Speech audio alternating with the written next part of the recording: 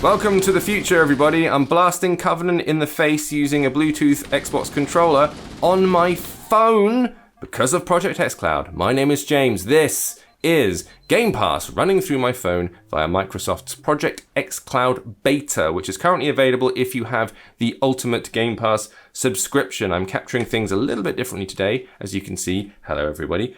Because I need to show you what this looks like in real life for it to kind of work properly. I'm capturing off of the phone handset, so this is doing a screen recording thing. You'll be able to see that full screen.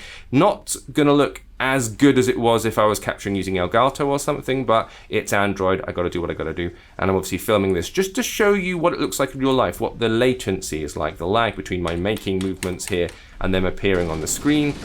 And I gotta say, folks, it's not bad. This is completely playable in a way I really wasn't expecting it to be. Now, I've been playing Stadia on my PC a little bit when it first came out, and it was fine. You know what I mean? Like, it worked. It was okay.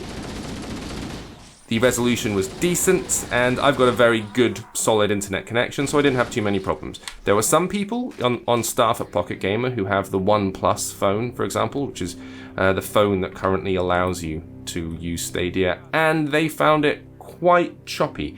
The resolution was very solid, but the actual playback was not as good. It was much more laggy, much more stop and start, and just generally not that brilliant. This is smooth. Now, when I say smooth, I'm not saying perfect. It's a little bit choppy from time to time. There are some stuttery bits where it will drop frames. You get the impression that the resolution is scaling. Whatever they're using to stream the footage to us, it is accounting for the fact that, now and then there might be a dip in the signal, so you'll see the resolution drop, it'll go a little bit more pixelated, and then it'll pop back up again. But I'm getting barely any lag. Like, the latency is really not bad at all, in a way that I genuinely wasn't expecting. I'm out of a... There we go. One there. I was not expecting for what is effectively beta tech like this, and my first attempt on what I should say is a Redmi Note 7. This is not a high-end phone.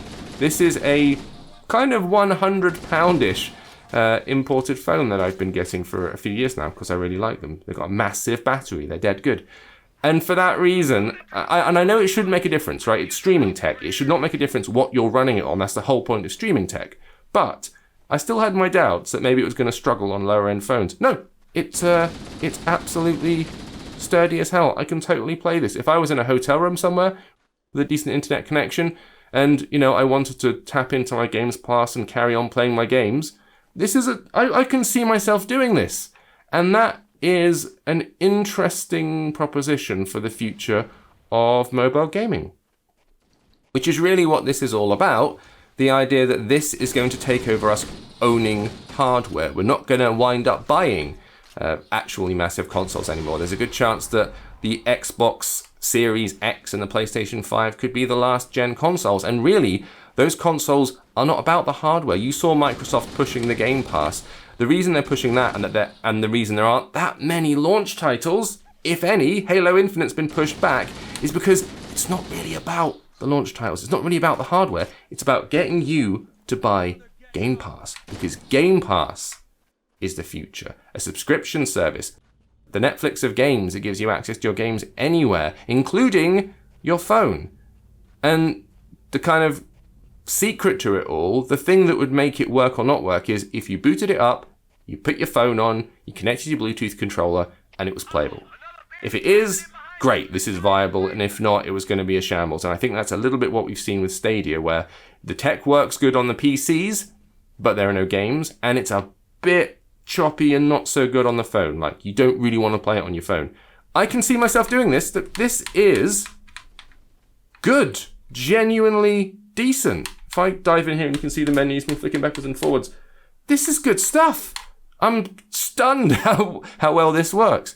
Now, I should point out that this is not like, I've got no alignment to either platform. I don't care about Microsoft or PlayStation. I own both consoles. I think they're both good. I don't care either way. And I bet you any money you like, Sony are currently working on getting their PlayStation Now doing this. They're going to be doing their own streaming software as well. This will happen. Where's the shadow? Where's the Covenant? I see it dropping in over there. There they are.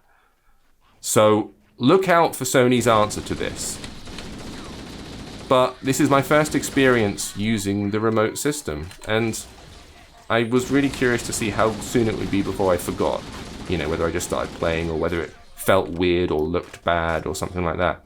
And no, this is good. It immediately feels natural. It just works, and I'm sitting close to the screen. It's not that bad at all. Maybe I'd rather have it on an iPad, so I would be doing it on an iPad, but you can't get it on iOS at the moment.